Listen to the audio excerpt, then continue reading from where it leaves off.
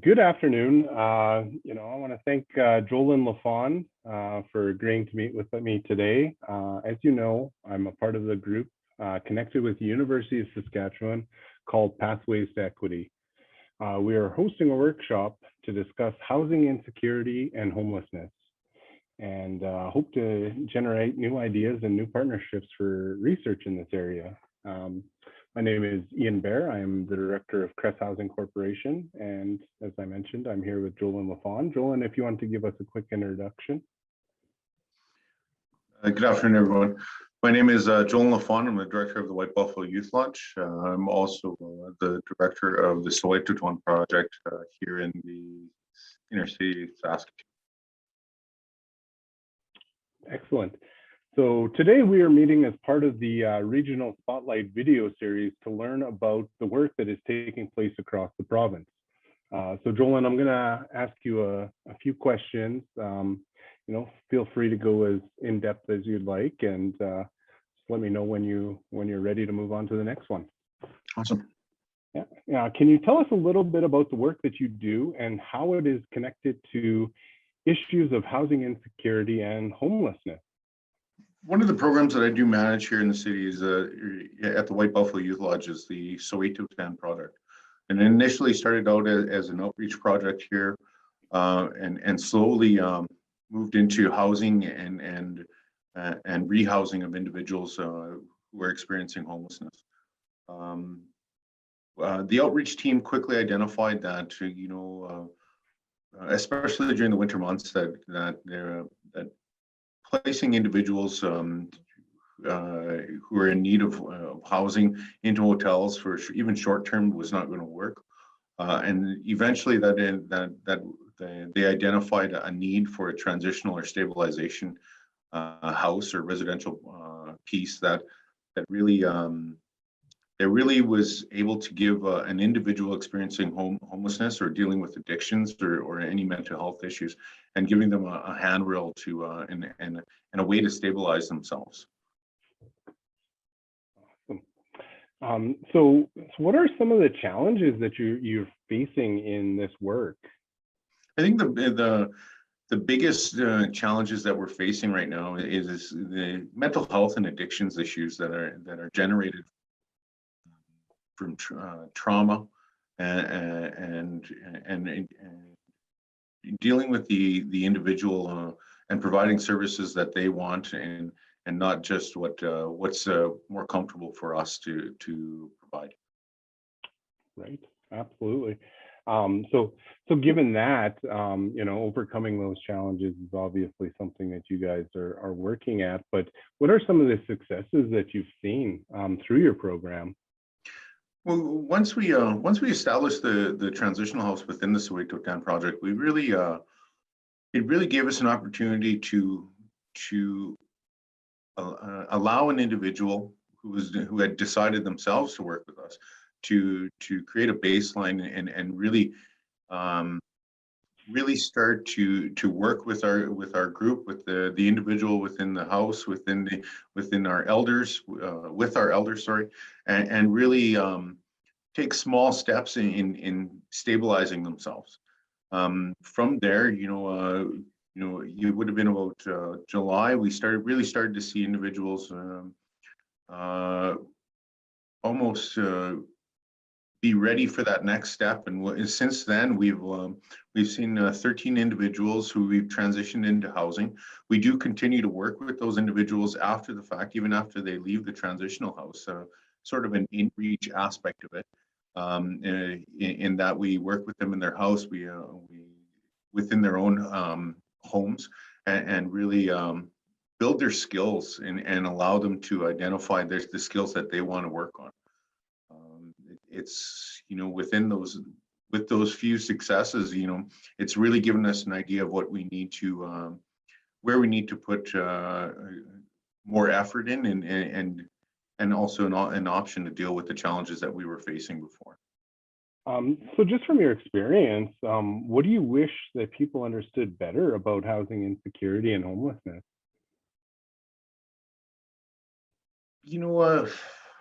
I really think that really think that, the individuals have to understand that it's not just about housing. A lot of the individuals that we're dealing with that are experiencing homelessness, and it's it really is about trauma-informed care. It's about dealing with a plethora of other issues, and homelessness or housing is only one of them. And it also it's about choice. Some individuals are not ready to deal with those addictions or mental health or trauma that they've experienced beforehand, and you really have to give them the option of what they want. And I really believe that by allowing them that choice, that freedom to choose, of what when and if they're ready to move forward, is huge. And I want people to really understand that they really are people. A lot of people, or a lot of individuals, just never take the time to understand that these are human beings. And in the work that we've done, we've moved away from the client term. We started to use Wakomaganuk, which is the Cree term for our relative or our relatives, and we really want our team to understand that these people are in some cases our very specific relatives. They come from communities, and they come from the same reserves or even the same family groups within Saskatchewan. So is there a single issue that is impacting people in your community most? And thinking more from the, like you talked about that core, the inner city grouping, is there a single issue right now that is impacting that community that you guys are finding with applicants or individuals who have come through the program or attempted to come through the program? I really think it comes in. There's a number of issues, or barriers that are impacting some of these individuals. A lack of mental health or addiction supports, or beds, or even stabilization. Or a way to stabilize these individuals, or for an individual to have the supports around them so they can deal with their addictions or mental health. Most recently, the policy change around CIS, and supports from the ministry have affected a number of these individuals, and we're seeing that throughout the community and from various CBOs or community-based organizations. They've been very vocal about it.